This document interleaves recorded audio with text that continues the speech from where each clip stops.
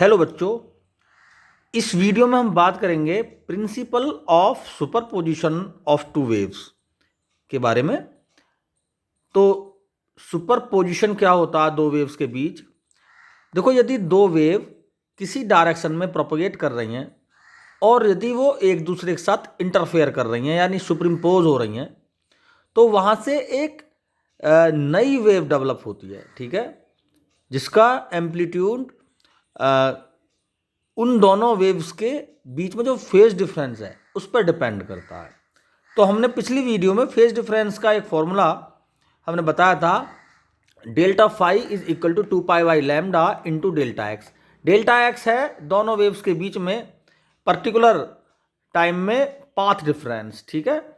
तो सुपरपोजिशन यही है कि इसमें दो वेव आपस में सुपरिम्पोज होती हैं।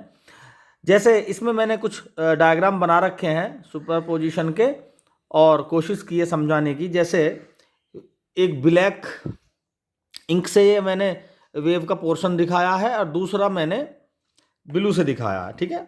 यहाँ पर दोनों सेम ही फेज में लग रही हैं मुझे, और यहाँ पर इसका सुपर इम्पोज दिखाया है मैंने, यहाँ इंटरफेयर कर रही हैं दोनों वेव एक दूसरे के ऊपर। इन दोनों ने मिलकर एक नई वेव ग्रीन कलर में बना हुआ है पोर्शन ये वेव का, इसमें ये नई वेव डेवलप हुई है। इसका एम्पलीट्यूड इन दोनों एम्पलीट्यूड्स के मिलाकर बना हुआ है। वो किस तरह से बनता है उसको हम मैथमेटिकली आगे इसमें प्रूफ भी कर सकते हैं, ठीक है। तो यानी दोनों वेव अगर सेम फेज में होंगी तो वो नई जो वेव बनेगी इंटरफेयर के बाद यानी सुपरिम्पोज के बाद, तो वो ज़्यादा एम्पलीट्यूड की बनेगी, ठीक है। तो उसका एम्पलीट्यूड कितना होगा वो कुछ इन दोनों वेव्स के बीच के फेज डिफरेंस पर भी डिपेंड करेगा, ठीक है। दूसरी कंडीशन में देख लेते हैं, एक ब्लैक पोर्शन से बनी ब्लैक इंक से बना हुआ है एक पोर्शन वेव का, दूसरा ब्लू से, और दोनों ही अपोजिट फेज में हैं। तो यहाँ पर दोनों एम्पलीट्यूड जो हैं वो एक दूसरे को कैंसिल कर देंगे। अगर एम्पलीट्यूड सेम है दोनों ये, तो ये इंटेंसिटी जो आएगी जीरो आएगी, यानी कोई वेव डेवलप नहीं होगी, यहाँ पर नील हो जाएगा, ठीक है। यानी अपोजिट फेज है, यहाँ पर पहली कंडीशन में थे सेम फेज, ठीक। तो ये दो कंडीशन बेसिक कॉन्सेप्ट के साथ मैंने बताने की कोशिश की इसमें। दूसरा, अब इसको एक वेव की फॉर्म में ले लेते हैं। जैसा कि हमें पता है वेव को हम एज्यूम करते हैं किसी ओरिजिन पॉइंट ओ से, और यहाँ पर दो वेव, एक ब्लैक डॉटेड से और एक ब्लू इंक से इसमें दिखाया गया है पोर्शन वेव्स का। तो अगर मैं ये मान के चलूँ कि वेव ओ पॉइंट से स्टार्ट हुई हैं, तो दोनों ही वेव को चूँकि एक ही पॉइंट से स्टार्ट हुई हैं तो दोनों ही वेव सेम फेज में होंगी, और सेम फेज के अकॉर्डिंग इनका जो एम्पलीट्यूड होगा रिजल्टेंट वेव बनेगी और एम्पलीट्यूड कुछ बढ़ के आएगा, ठीक है। हम ये मान लेते हैं कि इनके जो एम्पलीट्यूड हैं दोनों अलग अलग वेव्स के सेम हैं। जैसे यहाँ पर दोनों के वेव्स एम्पलीट्यूड सेम हो गए थे, तो यहाँ पर दोनों का सम हो गया था एम्पलीट्यूड्स का जो नई वेव बनी, और यहाँ पर कैंसिल आउट हो गए थे दोनों, ठीक है। ये मैथमेटिकली हम आगे इसको ड्राइव करेंगे एक्सप्रेशन को, लेकिन फिलहाल अभी हम यही देख लेते हैं कि अगर सेम फेज में है तो दोनों के एम्पलीट्यूड इनका सम हो जाएगा, और अपोजिट है तो ये इनका डिफरेंस हो जाएगा। दूसरी कंडीशन यहाँ पर देखें तो यहाँ पर सेम फेज है दोनों ही वेव्स के बीच में, तो सेम फेज का मतलब एम्पलीट्यूड यहाँ पर बढ़ के आ गया सुपरिम्पोज के बाद, ठीक है। दूसरा, अगर मैंने मान लिया कि ब्लू वेव तो यहाँ से स्टार्ट हुई है ओ से, और जो ब्लैक इंक से बने हुआ वेव पोर्शन है ये वेव ओ डैश से स्टार्ट हुई है, तो हम देख पाते हैं कि भाई जो ब्लैक पॉइंट से है उसका जो स्टार्ट हुआ है वो ओ डैश से होकर ओ तक आया, तो यहाँ तक इसने लैम्डा डिस्प्लेसमेंट ट्रैवल किया, और फिर बचा कुचा डिस्प्लेसमेंट ब्लू के साथ इसने ट्रैवल कर लिया। तो ओवरऑल हम कह सकते हैं कि जो ब्लैक पोर्शन वाली वेव है ये लैम्डा डिस्टेंस ज़्यादा ट्रैवल हो गई, यानी टोटल वेव अगर टोटल डिस्प्लेसमेंट देखें तो लैम्डा प्लस लैम्डा 2 लैम्डा हो गया और ब्लैक का, और ब्लू का केवल लैम्डा है, ब्लू तो यहीं से स्टार्ट हुई है ना, तो डिफरेंस हो गया 2 lambda minus lambda is equal to lambda, यानी ये जो पोर्शन है ये पोर्शन ये एक्स्ट्रा है, इसको हम पाथ डिफरेंस बोलते हैं, ठीक है। क्या बोलते हैं इसको? Path difference. तो ओवरऑल हम ये देख रहे हैं कि अगर लैम्डा पाथ डिफरेंस है यानी ये अपनी पूरी एक साइकिल पूरा करती है और यहाँ पर आ जाती है, तो इसकी डिस्प्लेसमेंट की पोजीशन यानी इसके फेज के इसकी डायरेक्शन चेंज की पोजीशन वैसे ही हो जाएगी जैसे ब्लू वेव की है। तो या इस कंडीशन में भी यहाँ पर मैक्सिमम एम्पलीट्यूड की कंडीशन बन जाएगी, ठीक है। तो ओवरऑल लैम्डा पाथ डिफरेंस की कंडीशन में, तो लैम्डा पाथ डिफरेंस अगर है तो ये जो फॉर्मूला दिख रहा है हमें delta phi is equal to 2 pi by lambda into delta x. Path difference अगर हम लैम्डा लिख देंगे यहाँ पर तो लैम्डा से लैम्डा कैंसिल हो जाएगा, ठीक है, और एंगल बन जाएगा इसका फेज डिफरेंस हो जाएगा 2 पाई। क्लियर। तो 2 पाई फेज डिफरेंस में हमें मैक्सिमम कंडीशन एम्पलीट्यूड मिल जाएगा वेव का, इससे डिसाइड हुआ। और अगर देखो यहाँ से ही हम दोनों वेव्स को स्टार्ट माने तो यहाँ पर हमें दिख रहा है कि फेज पाथ डिफरेंस क्या है, 0। तो अगर हम देखो पॉइंट ओ से दोनों ही सेम डिस्टेंस ट्रेवल करेंगी, ब्लैक भी और ब्लू भी, तो पाथ डिफरेंस हो गया 0। और डेल्टा एक्स के प्लेस पर अगर जब हम 0 लिखेंगे तो रिजल्ट आएगा डेल्टा फाई का 0, यानी फेज डिफरेंस क्या है, 0।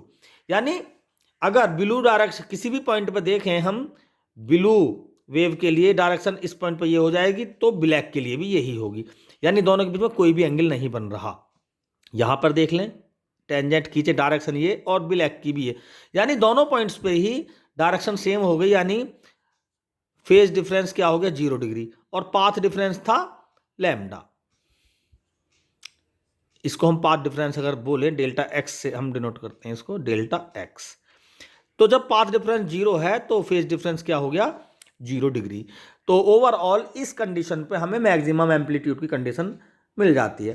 तो इस स्थिति में अगर हम देखें phi is equal to n pi, अगर ये कंडीशन देखें जहां एन को हम 0, 2, 4 है ना, ये सभी इवन नंबर में आगे ले लें, तो ये सभी कंडीशन में हमें मैक्सिमम एम्पलीट्यूड के साथ नई वेव मिलेगी।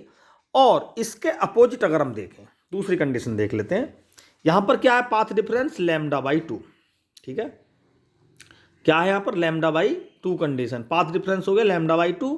तो यहां पर सुपरइम्पोज कोई दूसरे ढंग से हुई, यानी ये अपोजिट फेज में आ गए यहाँ पर ना, दोनों ब्लू वेव और ब्लैक दोनों ही वेव अपोजिट फेज में आ गई, यानी 180 डिग्री के फेज में आ गई हैं। तो ओवरऑल हम पाथ डिफरेंस को लैम्डा बाई 2 रखें, देखो इस फॉर्मूले में दोबारा कर डेल्टा एक्स को लैम्डा बाई 2 रख दें तो यहाँ से लैम्डा से लैम्डा कैंसिल हो जाएगा, 2 से 2, तो फेज डिफरेंस पाई आ जाएगा, यानी 180 डिग्री। ओवरऑल यहाँ पर जो देखो यहाँ पर टेंजेंट खींचता हूँ मैं, इसकी डायरेक्शन यहाँ पर ये होगी और ब्लैक की डायरेक्शन हो जाएगी ये, तो यहाँ पर 180 डिग्री का एंगल बन गया। हर प्लेस पर क्या बन जाएगा, 180 डिग्री का एंगल, यानी अगर फेज डिफरेंस 180 डिग्री है तो वहाँ पर पाथ डिफरेंस लैम्डा बाई 2 है, ठीक है। ये यहाँ से स्टार्ट हुई है, ये इसका ओ पॉइंट है और ये ओ डैश पॉइंट है, ठीक है। जैसे पहली वाली वेव ओ डैश से इसने पूरा एक साइकिल पूरा कर दिया था, लैम्डा पाथ डिफरेंस हो गया था, यहाँ पर ये हाफ ही साइकिल पूरा कर पाई और मेन जो ब्लू वेव है उसके पास आ गई और ये इसके अपोजिट हो जाती है, यानी इस कंडीशन में जो ब्लैक वेव है वो lambda by 2 path difference extra travel करती है और 180 का फेज डिफरेंस बनाती है, जो हमने गिवन फॉर्मूले से इसको हमने ड्राइव भी किया है। तो इस कंडीशन में जो हमें नई वेव मिलती है वो मिनिमम एम्पलीट्यूड की मिलती है, ठीक है, मिनिमम एम्पलीट्यूड की वेव मिलती है। तो इस कंडीशन में अगर दोनों एम्पलीट्यूड सेम हो जाएं ये और ये, तो ये कंडीशन क्या हो जाती है, ये वाली कंडीशन हो जाती है, ठीक है। यानी कोई वेव हमें नहीं मिलेगी, एक दूसरे से जो एम्पलीट्यूड से आपस में कैंसिल कर देते हैं दोनों वेव्स के, और सुपरइम्पोज के बाद कोई रिजल्टेंट वेव नहीं मिलती, एम्पलीट्यूड 0 मिलता है। किस कंडीशन में, जब दोनों वेव्स के एम्पलीट्यूड सेम है। तो ये कंडीशन बन जाती है इस तरह के, जहाँ पर 0 कंडीशन बने, रिजल्टेंट 0 एम्पलीट्यूड, ठीक है, रिजल्टेंट वेव का एम्पलीट्यूड 0 हो, ऐसी कंडीशन के लिए अगर जनरल कंडीशन देखें तो phi is equal to 2n+1 into pi, जहाँ n इज इक्वल टू 0, 1, 2, 3 है। तो यहाँ से फाई की वैल्यू रख के, है ना, फाई की वैल्यू 0 रख दो, सॉरी 0 रखो तो पाई आ गया, तो ये पाई वाली कंडीशन है यहाँ पर, ठीक है। ऐसे ही अगर 1 रख दो तो 3 पाई हो जाएगा, इससे 5 पाई। इन फाई की वैल्यू को रख के हम यहाँ से यहाँ पर फाई की वैल्यू रख देंगे और यहाँ से delta x path difference find कर लेंगे। तो हम इन कंडीशंस में हमें ये मिनिमम एम्पलीट्यूड कहाँ कहाँ मिलते हैं और मैक्सिमम एम्पलीट्यूड कहाँ कहाँ मिलते हैं, हम आसानी से इन कंडीशन से फाइंड करते हैं। तो ये था principle of superposition of two wave. इसी प्रिंसिपल पर हम बहुत से फिनोमिना सोल्व करेंगे वेव से रिलेटेड। जैसे पहला फिनोमिना होता है हमारा इंटरफेरेंस ऑफ वेव, ठीक है, पहला फिनोमिना है हमारा इंटरफेरेंस ऑफ वेव। दूसरा है बीट फॉर्मेशन, बीट फॉर्मेशन। और तीसरा है स्टेशनरी वेव, स्टेशनरी वेव। ये अपने आप में दोनों ही टॉपिक बहुत बड़े हैं। अभी फिलहाल इस वीडियो में हम इंटरफेरेंस ऑफ वेव डिस्कस करेंगे इस वीडियो के नेक्स्ट सेक्शन में, ठीक है।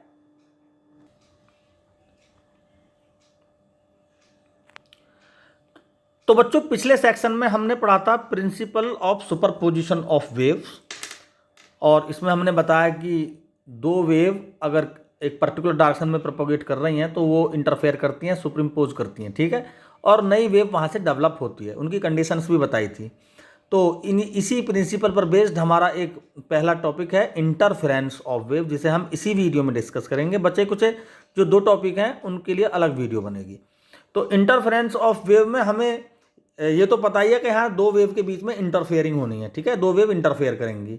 तो इसमें कुछ स्पेशल कंडीशन है।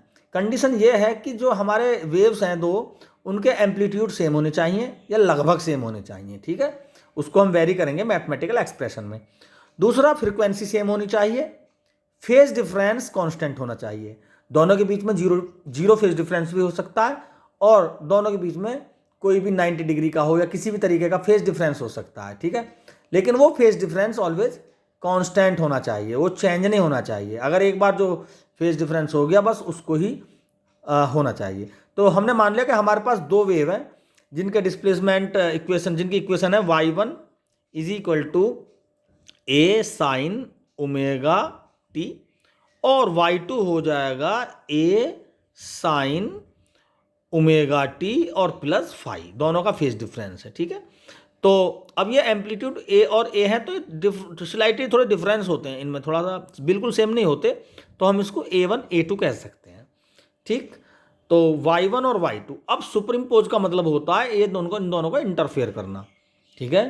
तो प्रिंसिपल ऑफ सुपरपोजिशन के अकॉर्डिंग जो नई वेव बनेगी, दोनों का इनका सुपरइम्पोज होगा। इस सुपरइम्पोज का मतलब होता है Y1 प्लस Y2, सिंपली ये होता है, ठीक है। तो y इज इक्वल टू हो जाएगा, y1 की जगह हो जाएगा A1 sine omega t plus A2 sine omega t plus phi. Phi क्या? Phase difference. यहां से A1 sine omega t, simple mathematics, A2 इसको हम थोड़ा ड्राइव करेंगे, साइन A प्लस बी का formula, sine omega t cos phi plus cos omega t sine phi.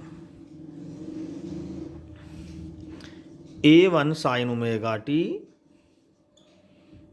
Plus A2 sine omega t cos phi plus A2 cos omega t sine phi. यहाँ से sign omega t common आ जाएगा तो ले लेंगे sine omega t A1 plus A2 cos phi, और plus यहाँ से बचा A2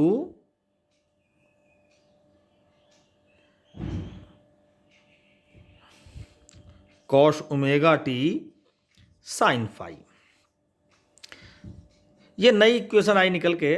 तो यहाँ पर देखें जरा, A1 A2 कांस्टेंट है, फाई भी कांस्टेंट है, तो मैथमेटिकली हम A1 plus A2 cos phi को R कॉस थीटा मानेंगे यहाँ पर, और A2 साइन फाई को R साइन थीटा मानेंगे, ठीक है। ये A इक्वेशन और ये B इक्वेशन हो जाएगी। अगर हम इन वैल्यूज़ को यहाँ पे रखें तो y बराबर R sign omega t plus theta, इस तरह से एक नई इक्वेशन निकल कर आएगी जिसका एम्पलीट्यूड आर है जो लगातार चेंज हो रहा है। ठीक है, तो आर की वैल्यू वेरी कर रही है। इस आर की वैल्यू को हमें फाइंड करना है कि रिजल्टेंट एम्पलीट्यूड क्या है। इसको हम इसी वीडियो के नेक्स्ट सेक्शन में आर की वैल्यू को फाइंड करेंगे इक्वेशन ए और बी के स्क्वायर को ऐड करने के बाद। तो बच्चों पिछले सेक्शन में हमने जो इक्वेशन फाइंड की थी y is equal to R sine omega t plus theta, एक नई रिजल्टेंट सुप्रीम पोजिशन के बाद में नई रिजल्टेंट इक्वेशन निकल कर आई थी जिसमें आर इसका एम्पलीट्यूड है। इसको फाइंड करेंगे हम इन दोनों इक्वेशन को स्क्वायर को ऐड करके। ठीक है, तो करते हैं, दोनों का स्क्वायर कर दो। a1 plus a2 cos phi का स्क्वायर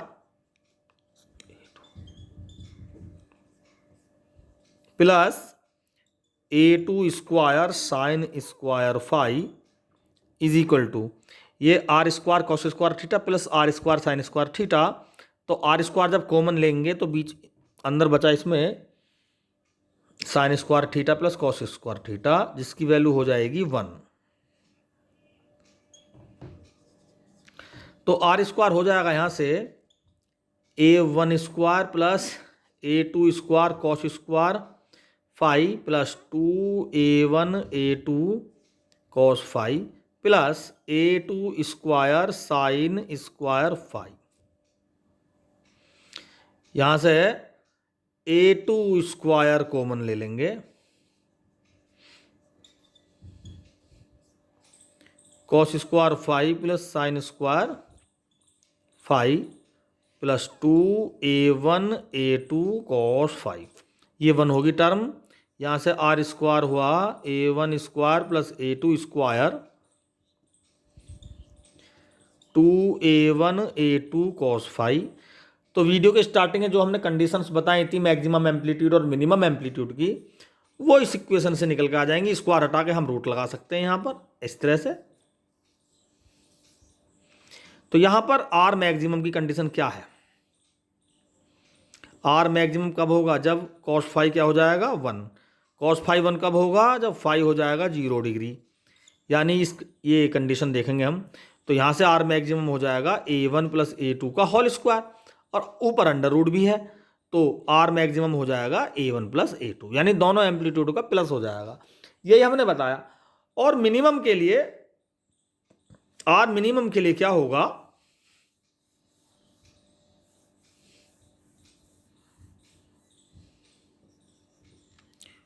आर मिनिमम के लिए फाई 180 होना चाहिए, कॉस फाई कॉस 180 माइनस 1 होता है, तो a1 square plus a2 square minus 2, तो ये a1 माइनस a2 का होल स्क्वायर, तो हम लिख देंगे a1 माइनस a2।